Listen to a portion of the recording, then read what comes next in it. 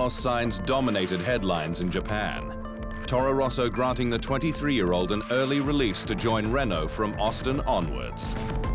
Sainz was already confirmed for 2018 on loan from Red Bull, but Jolyon Palmer made way to enable the early switch, also handing Toro Rosso a chance to test the Pierre Gasly-Daniil Kvyat partnership.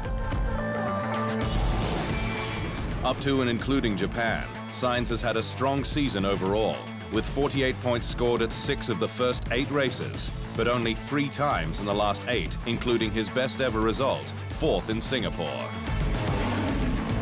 On points alone, it's the Spaniard's best ever season in the sport, but Sainz has only had one aim from the start of the year, his 3rd as an F1 driver with Toro Rosso.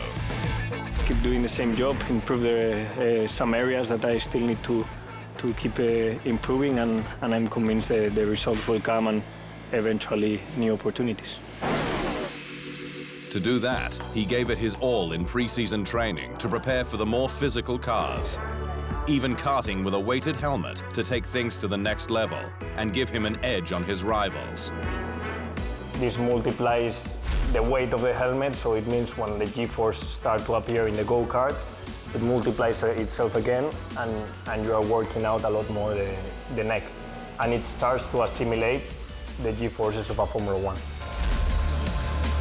And while a top drive has only been a matter of time for Sainz, through mid-season his frustration became apparent, such as when he was asked for his thoughts on 2017's headline battle between Ferrari and Mercedes. It's what we want to see, fighting on track between the best drivers in the world. I just hope there's not only 2 drivers fighting for the title. Yes, all of us, that we are 20 and the 20 best drivers in the world. Things weren't made any easier when Sainz said in Austria he was unlikely to stay with Toro Rosso for another year, a claim then slammed by Red Bull boss Christian Horner, who said an option had been taken up.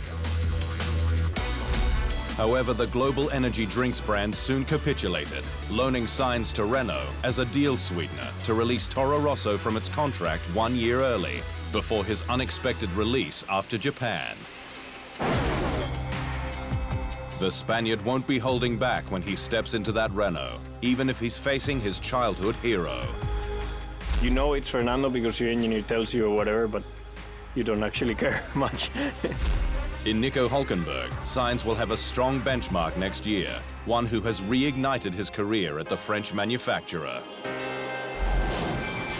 But how do they compare? Sainz has so far scored 48 points to Hülkenberg's 34, despite having more DNFs. But the German has trounced his now former teammate in qualifying. Most expect it to be a hard-fought battle, though Sainz could strike a huge psychological blow by standing on the podium before Hülkenberg, with the German holding the all-time record for most races without one. Regardless, Renault is on the rise, and so is Sainz, who can now use this early opportunity to show exactly what he can do. With a double World Rally champion father to look up to and almost 3 years of F1 experience, the ever-pragmatic Sainz is only too aware of what it takes to achieve at the pinnacle of motorsport. TheInsideLine.com for everything Formula One.